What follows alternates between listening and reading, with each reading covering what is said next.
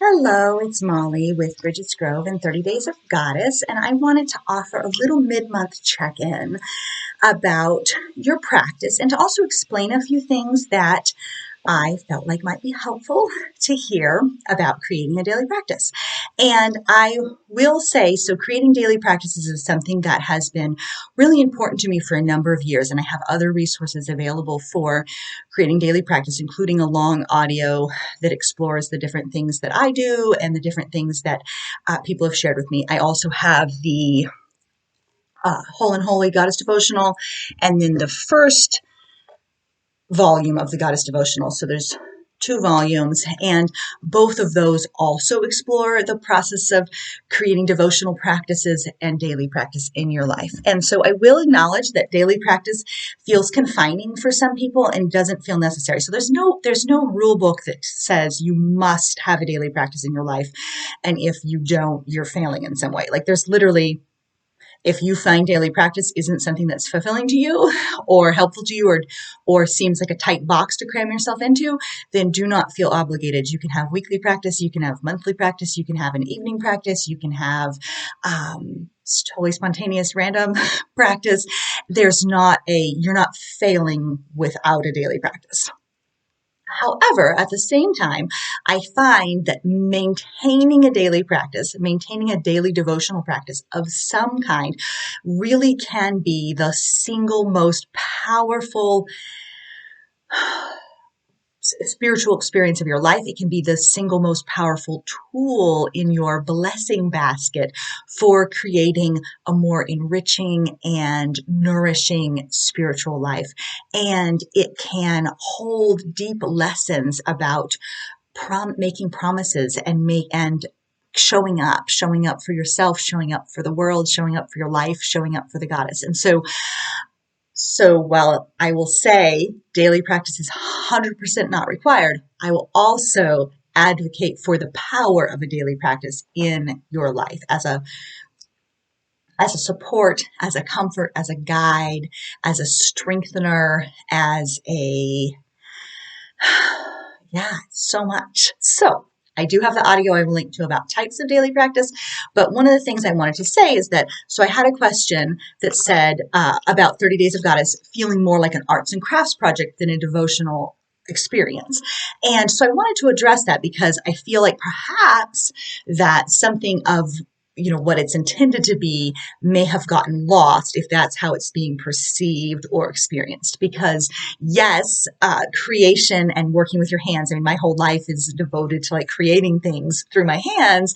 That is can be a spiritual practice or spiritual experience in its own right.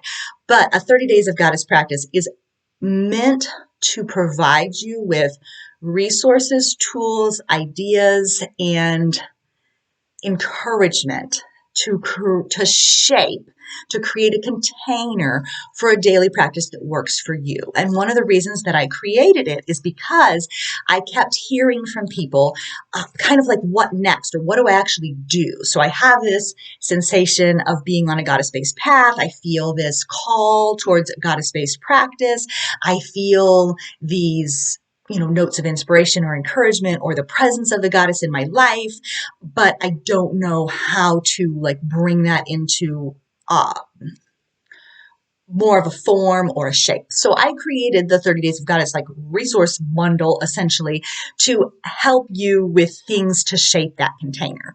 And all the elements are things that you can pick or choose at will in a way that fits you best and fits your needs best. So it's not at all about making journal pages. Like it's not that journal pages is like, that's a component of it. But truly the focus is on devotional practice and resources for creating devotional practice.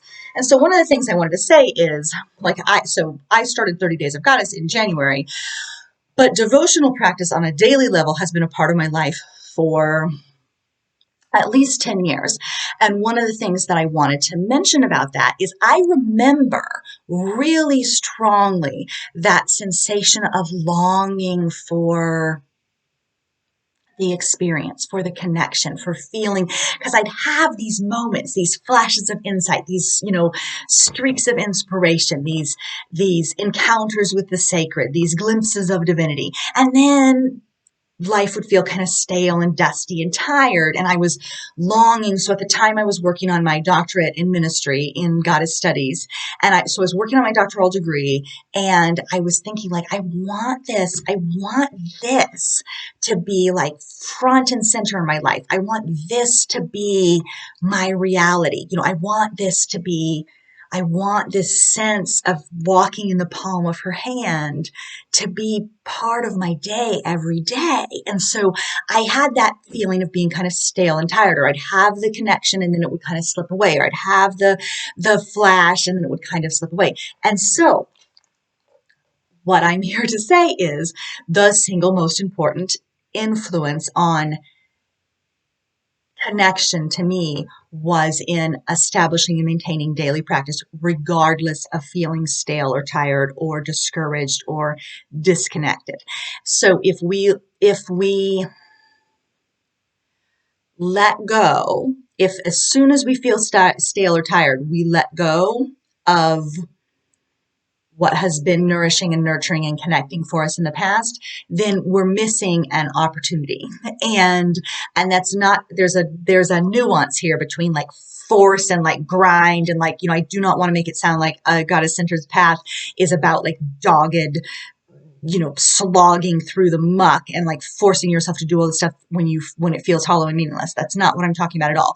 What I am talking about is the act of showing up for yourself, the act of showing up to keep a devotional promise that you've made to your spiritual path, to the goddess, to the sacred. And you can be working, you can work with, I'm goddess centered, but you can be working with a god. You can be working with a broad sense of divinity. You can be working with spirit, the universe, guides, etc. So when I say goddess, that's because that's where I'm rooted, but you may find a different experience, and that's also totally fine. The process of continuing to show up to keep your promise day in and day out, ragged and stale and wailing and bloody and joyful and dancing and full of life and enthusiasm, it's all part of it. Like it all weaves together. And so if you step out the second it feels stale, you've missed the next thing. I remember, it's hard to explain verbally, but I remember this was just this year. I was walking in the woods and I was thinking about like radical acceptance, and I was kind of disappointed, feeling like nothing was really happening. There wasn't anything exciting. I didn't see anything interesting. I wasn't finding anything. Then I was feeling kind of stale and tired. And I thought, dang, I really need to get better at radical acceptance.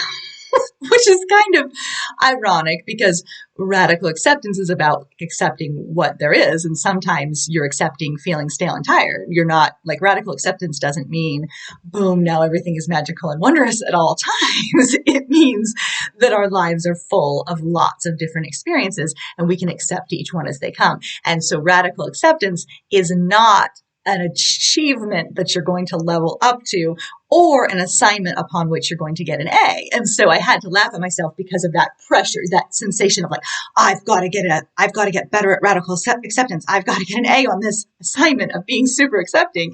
And then I realized like, wait a second, that the acceptance is about the fact that here I am and I'm walking in the woods and the sun is shining and it's a nice day and I'm feeling stale and tired. And that's okay. Like that doesn't mean you've been abandoned. That doesn't mean that your spiritual path is wrong for you. That doesn't mean that the goddess isn't listening or that your previous experiences haven't been real or that there's no connection remaining. It just means that that's the kind of day that you're having and that's what's going on that day. So on that particular day, I went ahead and sat on a log in the sun and just went ahead and let myself soften into that feeling of like, this is, boring, nothing's happening. And then I saw a turtle and I saw a hawk and I watched the sunlight on the leaves.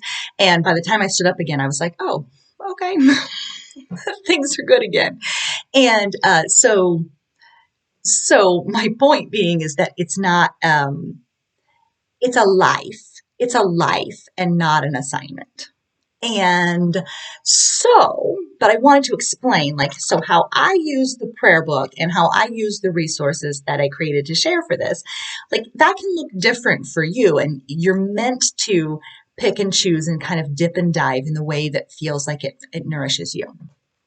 At the same time, holding in mind that uh, I feel like I can reasonably confidently promise that if you continue showing up regularly through the stale and the singing, through the dreary and the joy, something will happen. Like, you will experience something.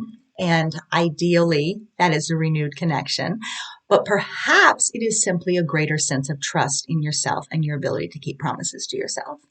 And but I would venture to say, like, you will have, and I've written poems about this. I don't know where it is, so I can't read it right now. But I have written before that magic is not found only in the flash and fire. So I think sometimes we're looking for dramatic experiences or something that feels like earth shaking. And for me, the goddess is in the details. Like, the goddess is in the everyday. The goddess is in the ordinary. I laugh about, or I not laugh. I refer to my life as being in the temple of the ordinary. So we're each in the temple of the ordinary every day. And there's many ways to see and experience the goddess in that sense, in that temple of the ordinary every day. And, so magic isn't only found in the moments of flash and fire, but it's in the details. It's in the small. It's in the sacred. It's in the simple. It's in the mundane and in the mystery, like, all together. And but then I was going to give an illustration of how daily practice works for me. So as I said, I've called this practice 30 Days of Goddess. It really is 365 days of goddess. It really is a lifetime of goddess. It really is a living expression of your own spirituality. Like, it's not restricted to this container. But the tools and resources that I offer are meant to enhance, enrich, and support the container that you're creating that works for you. And so my container, I've been maintaining this daily practice pretty much 365 days a year for at least 10 years. And so what I have come to experience with that kind of devotion is that I do always feel the connection. So back 10 or 11 years ago, when I was working on the doctorate, and I sat there, I was sitting in my window, like, looking out, and I had an amethyst that I was holding, and I was watching the chickens and the trees. It was drought and the trees were all kind of dusty looking. And I just was like, oh, like, I feel so stale and dusty. And like, is this even real? Like, what is even the point? Like, why am I sitting here? Like, I want to feel this connection. So that was that time.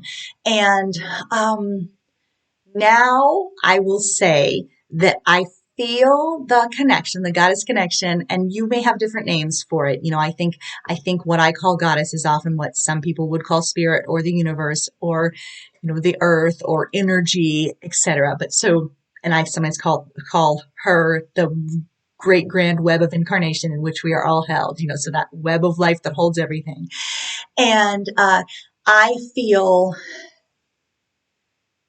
that always, like, I always feel that. And so maybe above the surface, I am, running around and doing something or feeling like jangly or trying to take care of kids or whatever. But underneath, there's a consistent wellspring of joy and connection that runs underneath at all times. And that didn't used to be there. That came through daily practice. That's what established that baseline level of connection that is always there. So I think of it sometimes as like an actual, like a river. And so I'm like bumping around on top, running around and doing this and doing this and doing this. But right here underneath the waves and the choppiness and the ease and the flow and the lapping and the skipping and the ripples that are spreading out underneath, there remains this consistent presence, this consistent connection, this consistent wellspring of the sacred and of joy and of connection. And it's there all the time. So I'm all around on top. But whenever I feel like it, I can dip my toe into the water and I can feel it because it's always there. And for me, that sense of certainty, that sense of faith, that sense of trust, that sense of connection, that came through dedicated devotion and daily practice. So for me, so yes, my prayer book is part of my practice at this point, but it's not the only thing. It's almost like it represents an encapsulation or a summary or a container for the rest of what happened that day. So for me, in the context of this 30 Days of Goddess, but also in the context of devotional practice in general, it is I wake up in the morning, and before I get up, I have a whole series of daily prayers that I say. And those are available to you as little prayer cards that I've made in the past and little prayer books that I've made in the past that I make available as PDFs. Sometimes it's hard for me to remember what I've said I'll link to, so I will do my best to link to things for you below this video so that you can get to those things that I'm talking about.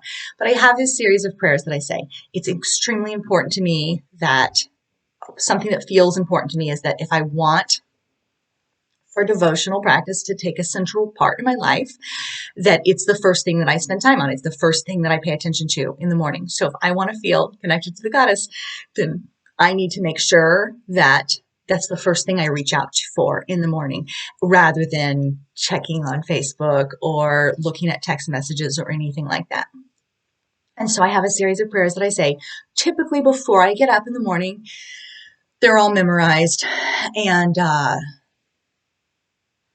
sometimes if I have to get up earlier than I want to or whatever, I will say them in my head when I'm brushing my teeth and brushing my hair and getting dressed and stuff. I'll repeat them in my head. Sometimes I will say them. I have little meditation cushions. Sometimes I'll sit on a little meditation cushion and I'll say them that way. But most of the time I do it in my head before I get up, before I actually get up after waking up. And then there's different things that happen, but I usually go to the woods.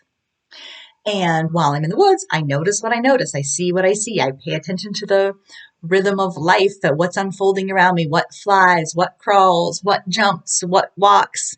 What do I hear? What do I see? What do I smell? What do I witness? What's changing in the landscape? What's blooming, what's growing, what's dying, what's ebbing, what's fading, what's budding, what's reaching forth. So I pay attention to all that stuff, and I notice, like, oh, look, the raspberries have had their little flowers on them already, and they're little greenish kind of flowers, so you don't notice them that well. And the blackberries are like, oh, so beautiful. They're like laden with these white flowers, and the raspberries are much more subtle and sedate, also much tastier when they turn into fruit. And so I look for those things, but I also look for lessons. I look for messages. I look for wisdom. I look for patterns. I look for insight. I look for inspiration. I look for guidance.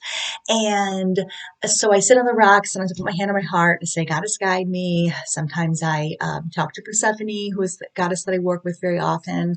And but I look for what flies and what moves and what's there. And almost 100% of the time, I see something or hear something or witness something or notice something or discover something, even if I'm in the same place at the same time. So you don't have to go out to the woods to have that happen. You could have an altar space in your own home. You could have a window that you look at. You could have a balcony.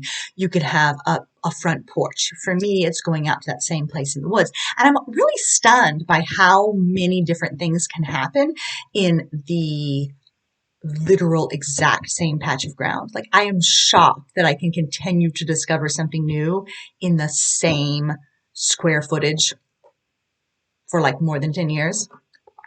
Whoa, there's a lot that happens in any way. There's a lot that happens in any small patch of ground. So for me, it's bearing witness to that changing tapestry that's right there in front of me every single day that I can see. And so then I take what I've learned, thought, and there's a meditative quality to sitting out there. So I sit on the rock, and there's a meditative quality to sitting out there, and the solitude. There's a quality to that. So a lot of times insight comes, or ideas come, or I put the pieces of something together, or I'll think about something. I'll I'll think about an idea, and then I'll think about another idea, and then the connection kind of weaves from there.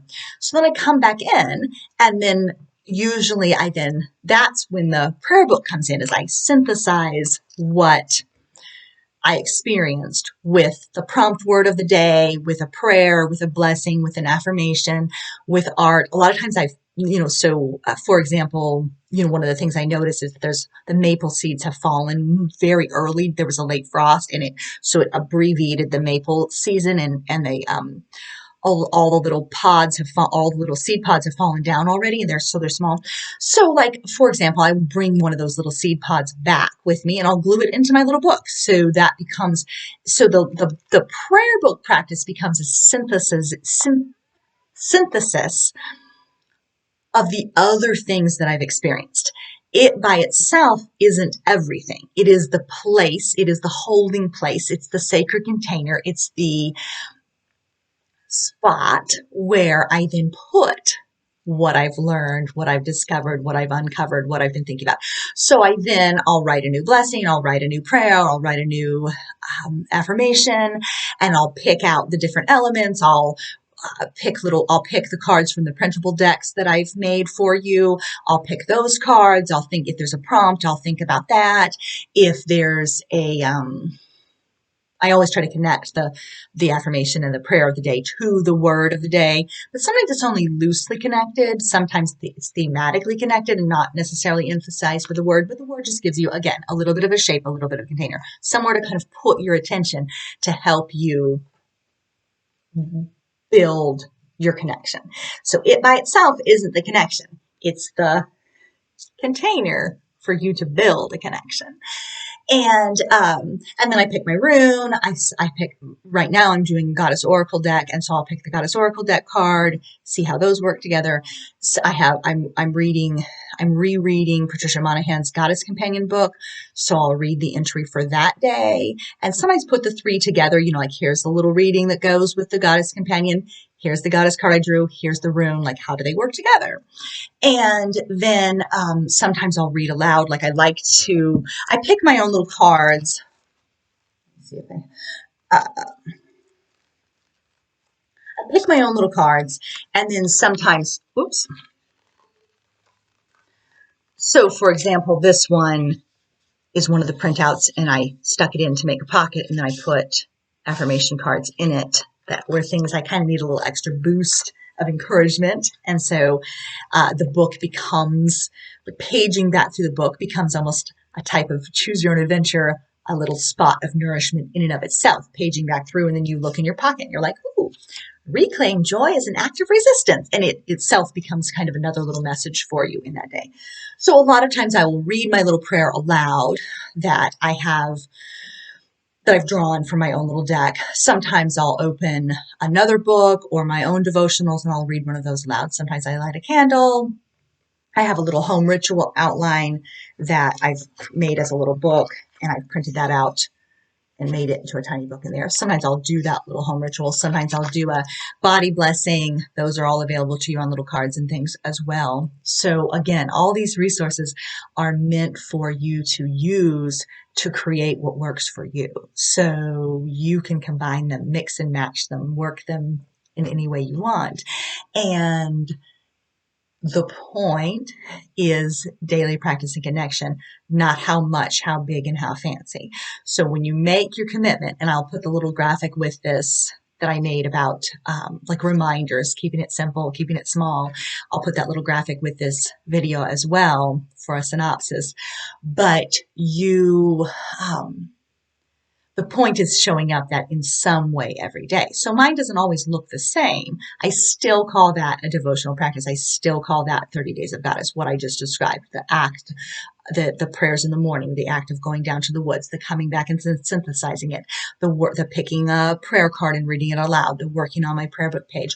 Like all of those things bring the sense of and reminder of and the faith in that river that I was talking about before, that brings it into the forefront of my day and provides a foundation from which to continue to grow and create and share and thrive. So that is what I wanted to share about those things and inspiration. And as I said, like you can do what it is that you want. There's plenty of things to do without making a book.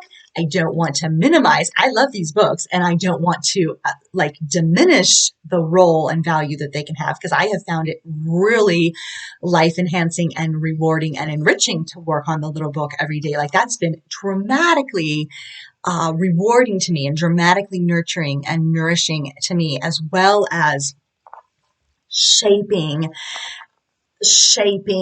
my experience of my days. Like the maintaining the little book has been super powerful. Like it's one of the greatest gifts of this year and the greatest joys of this year has been both maintaining it as a personal practice, but also in creating things to share with all of you. Like, it's just like, it's been so nourishing and enriching and magical for me to think of additions and add-ons and changes and new things that I can share with you. Like it lights me up and makes me so happy to create those things. And so I don't want to, in making this video, I don't want to have it be like diminishing this practice that I've created to share. I only want to reinforce that the 30 Days of Goddess resources are offered with love for you as a container for your own nourishment and your own thriving. And what shape that takes and how that looks and feels, that part is up to you. That part's up to you. The container is offered by me, and then the rest of it, like how that's filled, how that's shaped, how it works with your life, that part's up to you. And so that's what I wanted to share, and I'm going to go ahead and read. This was just a little poem from the other day, and it just came to mind as I was talking, and so I'm going to read that to you. This is one of those ones. Oh, I think I may have left that out, that a lot of times when I'm out in the woods, I will receive a poem or a prayer or a blessing or an offering. And then I come back and write it down in my little book when I get back inside. Sometimes I take the little book with me and then I write notes down while I'm down there. Sometimes I go ahead and type them into my phone in the notes feature when I'm down there, and then I come back with it. But I was thinking about, the prompt word was need. And I was thinking about that proof. People feel like they need proof. Like, how do you know? And I was sitting there thinking, I was looking at the blueberry bushes, I think, and I was and watching the birds. And I thought about how people who denigrate like spiritual connection, or who like to be skeptical and that kind of thing, they often are fans of proof, like what proof do you have? Like, why would you say this? Or why do you need to follow a goddess-based path? Like, what proof do you even have of the goddess? Like, why are you putting your time and energy into this type of devotion for something that might not be real, And I was looking at the different things, and I thought, do we need proof of the goddess? Or is the proof like literally right here, like this, these veins in your wrist and your own eyes looking out at the world, and this tree right here, and this bird right here, and this earth right here? That's the proof. Like, that's the proof right here. Those baby birds, that iris, that flower in bloom, that gust of wind in the hair. That's our proof. Our proof is right here. And so I was sitting there thinking, like, do we need proof of the goddess? Our proof is right here. It's right here. Like, I see it every day. I see the proof every day. There is no more proof needed to me. And so then I wrote this little poem. I don't usually rhyme, but I went ahead and rhymed this one. So, do we need proof of the goddess? The proof is right here, in mushrooms, in crow call, in berries and tears. Our proof is in lightning, in blossoms and thunder, in seed pod and creek, in world-spinning wonder. Our proof is rippled edges of iris, in newborn birds, in spring water bubbling up between the earth's bones. We see her in sunrise, in hoofprint and stone. We hear her in hawk call, in wind and in bone. We know her through living with beloveds in arms. We find her in cave, grove, ocean, and song. We find proof in dreaming, in being alive. We find proof in our heartbeats and our own open eyes. Thank you so much for being here, and may you allow these practices and possibilities to nourish, strengthen, support, and sustain you.